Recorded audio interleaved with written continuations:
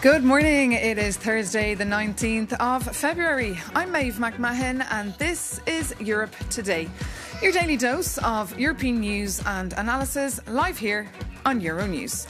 Coming up, US President Donald Trump is set to host his first official Board of Peace gathering in Washington today. Ahead of the meeting, which will take place at the US Institute of Peace, Trump, who will chair the board, described it as potentially the most consequential international body in history. The initiative has already, though, sparked strong reactions. Critics warn it reflects an imperial agenda and could sideline the UN, but supporters argue it could serve as a practical mechanism focused on reconstruction efforts, particularly in Gaza. We can take a listen now to the White House Press Secretary, Caroline Leavitt. I don't think that peace should be partisan or political or controversial. And of course, the administration wants all those who were invited to join the Board of Peace to join. And this president has a very bold and ambitious plan and vision to rebuild and reconstruct Gaza, which is well underway because of the Board of Peace. This is a legitimate organization. And your news correspondent Maya de la Bum is following the story for us and joins me now in the studio. Good morning, Maya. Good morning, Maeve. So look, big day for this Board of Peace. Brussels has sent the EU Commissioner for the Mediterranean, Suiza, but so many ambassadors are furious about this. That's what you've been reporting. Tell us more. Yes, diplomats told us that there was a very tense meeting in Brussels yesterday with many countries, including and especially France and Spain, saying that they were not consulted. So they are sending Suiza in Washington, D.C., but, member states should validate the mandate of Mrs. Suiza. And this is what they have been saying in this meeting, where other countries also were furious because, this is a foreign policy matter and you need a mandate validated by the 27 EU countries to be able to send a commissioner to Washington, D.C. and participate in a very controversial entity, which is the Board of Peace. And on top of that, I think that, most diplomats say that Mrs. Suiza is a very political figure. This is a Commissioners are political figures. And so why would you send a political figure to DC? I mean, the idea for many member states and many diplomats who we spoke to said, we need a lower level person. We need a civil servant. We need a diplomat, not a political figure. And on top of all of this, I think what we've gathered in our reporting is that diplomats are also furious because they think this participation of Mrs. Suiza sends the wrong signal. Because it means that, in a way, it means that Europe is validating the Board of Peace. And we know that the Board of Peace is a very controversial entity. Most member countries, and again, I'm talking about France, Spain, and I'm excluding Hungary and, Bulgaria, which have said that they would participate in this Board of Peace.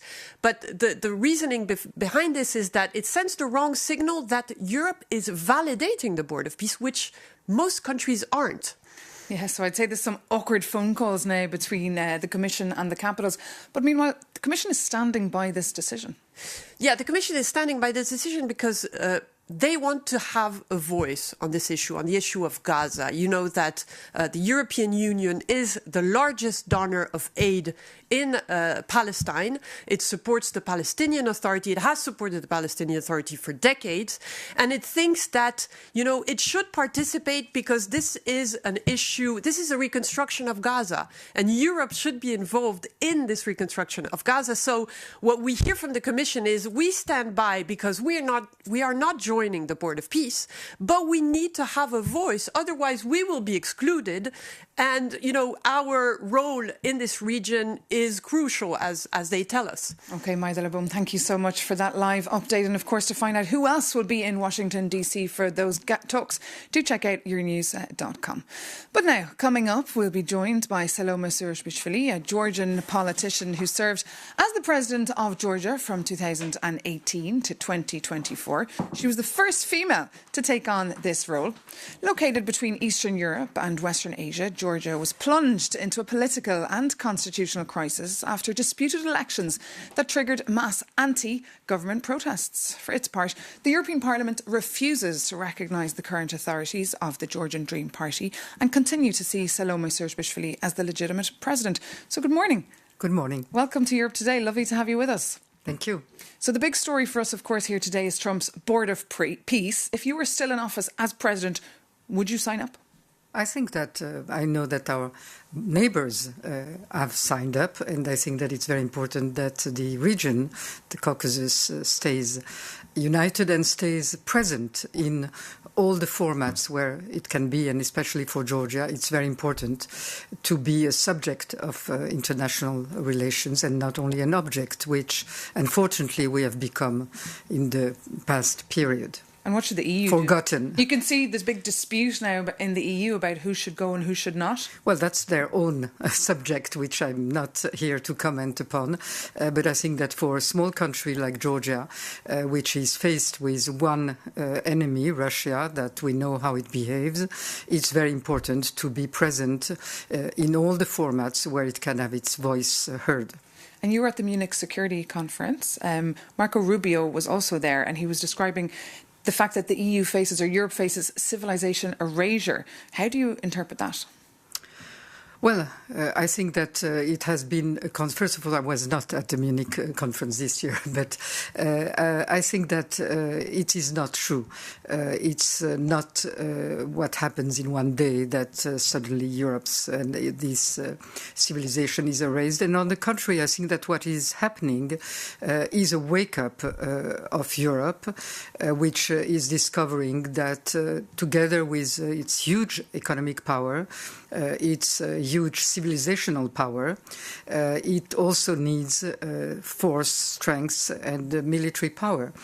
In part, that's also thanks to the wake-up call from the United States. So I think that all of that coming together is very good news for the Europeans and for the to-be Europeans. And you mentioned the threat of Russia earlier. We know that the talks took place yesterday in Geneva for 2 days, trying to end that war in Ukraine. Do you think they will ever come to an end?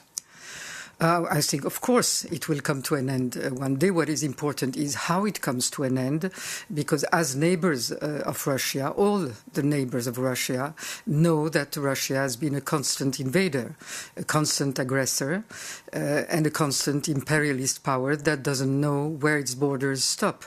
So what is very important out of these peace negotiations is the, of course, sovereignty of Ukraine, territorial integrity of Ukraine, and also the fact that Russia recognizes elsewhere that it cannot occupy the territory of its neighbors.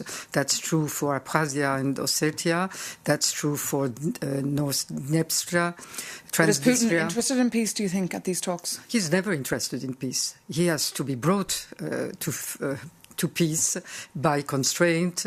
And I think that in that sense, probably the uncertainty that Putin is probably experiencing with Trump and Trump's actions is the best ally for forcing him down to a peace agreement.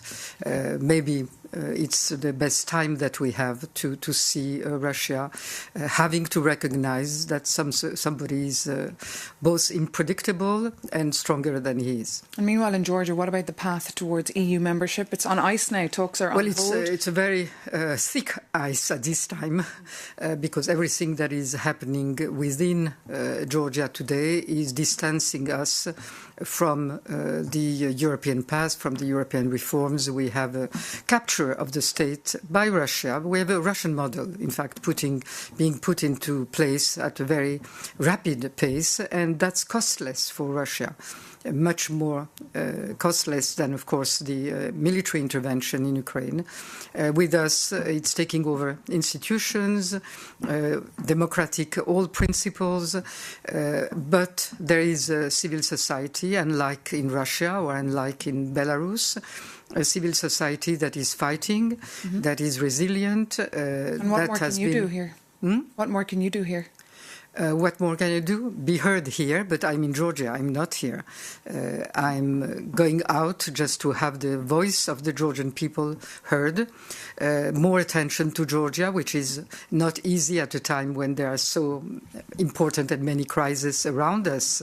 But it's still very important that we have the moral support, because the people that are fighting for a European democratic Georgia.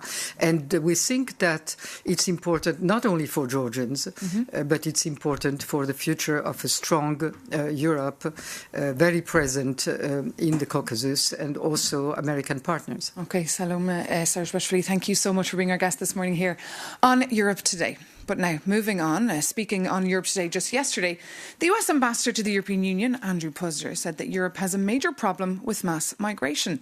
This after Marco Rubio warned that Europe faces civilization erasure. Our Jakob Janis takes a look at the data. You might be wondering, is the EU experiencing mass migration? And you see, there isn't a simple yes or no answer, because the numbers are actually falling. Last year, Frontex, so the EU Border and Coast Guard Agency, reported over 25% drop in irregular crossings to around 180,000. And this is less than half the total recorded in 2023. But public perception tells a completely different story. And for clarity, let's narrow it down strictly to irregular migration, so people crossing EU borders without official permission.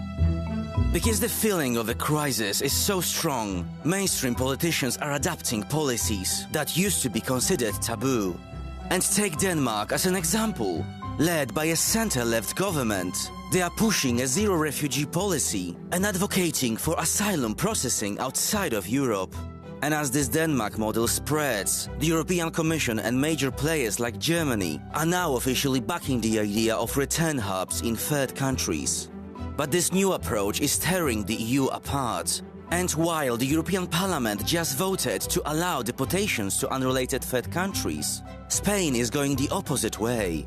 Madrid recently announced it will grant legal status to 500,000 undocumented migrants, and that raised strong reservations in Brussels, because papers in Spain might mean free travel across the Schengen zone, directly threatening the EU's strict new crackdown on irregular migration.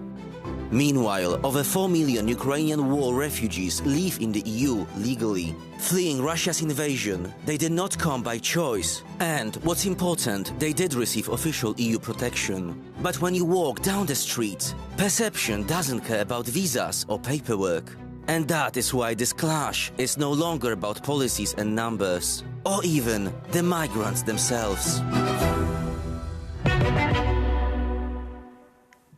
Jakob Janis there. Well, moving on, Real Madrid's 1-0 victory over Benfica in the UEFA Champions League in Portugal has been overshadowed this week by fresh allegations of racist abuse.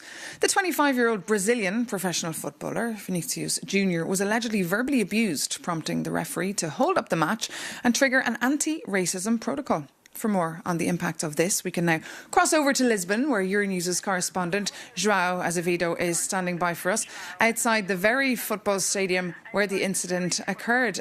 Good morning, João. Just tell us what happened and what's next. Yeah, good morning, Maeve. Good morning to you and the team over there in Brussels. It did happen at the stadium right behind me, as you said. Estiani, who confronted Vinicius Junior, he actually pulled his shirt up over his mouth, and he did tell him something. Actually, Vinicius Junior spotted it to the referee, reported it to the referee, saying that he had been racially abused. Madrid's French striker Kylian Mbappe confirming that version at the end of the match, telling reporters in the mixed zone that he heard Prestiani call Vinicius Junior a monkey 5 times. Prestiani denied those allegations, with Benfica as expected siding with their player. And I'm going to quote a part of the statement the club put out. I think we can put it up on the screen now. Benfica reiterates that it fully supports and believes in the version presented by the player Gianluca Prestiani. The club now regrets the defamation campaign to which the player player has been subjected. However, some football legends, including Thierry Henry, also Micah Richard, they did hit out at Prestiani's behavior, and there was also some sharp criticism coming from within Benfica circles. Take Luizão, for example, a former captain of the club. It's someone who made over 500 appearances for the club. He didn't pull any punches. He wrote on social media. I think we can also see that statement. This is what he had to say. I love Benfica. It's my second skin. This message makes it worse. He's obviously referring to Benfica's statement, saying that that message makes it worse because it's a lie.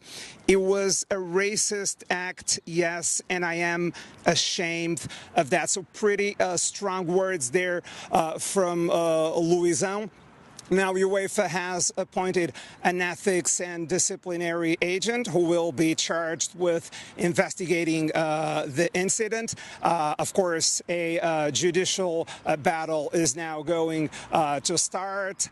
You have Madrid players saying that if Prestiani was not going to say anything wrong, then why did he feel the need to cover his mouth? But then on the other hand, Benfica saying that it's not possible for any Madrid players really to say that they heard any racial slur coming from Prestiani because there was a rowdy atmosphere in the stadium with a lot of noise, and the distance between the players, that just makes it impossible for any player to hear any racial slur from the opponent. So now, as I said, a judicial battle will be happening, and we do know that of course, if Prestiani is found guilty of racial abuse, he lands in hot water. Of course, he risks a pretty heavy sanction, potentially a 10-match ban. And João, just tell us, is this an isolated case, and what does it say about racism in football? Yeah, it's not an isolated case, actually, and especially as for Vinicius. Vinicius Junior is certainly not a stranger in this kind of episodes. For example, since 2022, he's filed 18 legal complaints for alleged racist abuse. So this is a player who's been involved in this kind of incidents quite often. The most high-profile one maybe dating back to May 2023. It happened at Mestalla Stadium in Valencia when Vinicius Junior confronted some spectators in the stands. And ultimately, 3 Valencia fans were sentenced to 8 months in prison. And they also got banned from stadiums for 2 years. They even apologized to Vinicius Junior. So that was the very first conviction for hate crimes in Spain, and obviously a big win for Vinicius Junior. You know, some Valladolid fans, 5 Valladolid fans, also got sentenced to some time in jail following some racist abuse directed at Vinicius Junior. And this recently, as January 2026, like some weeks ago, a group of Albacete fans, they were heard outside of the stadium ahead of a Copa del Rey match against Real Madrid, singing racist chants towards Vinicius Junior. Now, that said, UEFA does not have a really strong track record when it comes to punishing racism. There was a 2021 Europa League match with Slavia Prague's center back found guilty of racially abusing Glasgow Rangers midfielder. But other than that, it's been a very light fine here and then, so we'll see how things shake out. João Azevedo, thank you so much for that very comprehensive live update there from Lisbon, and thank you so much for watching. That does bring this edition of Europe Today to an end. For any more news and analysis, any of the stories we're covering for you here on Euronews, do visit euronews.com. Take care and see you very soon here on Euronews.